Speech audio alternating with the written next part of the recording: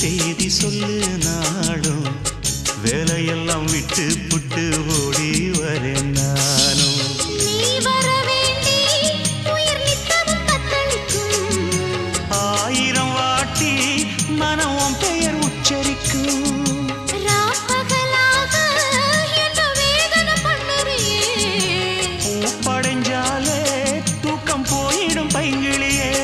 இன்னும் ஏங்கிடுமா மனம் தாங்கிடுமா மாமா.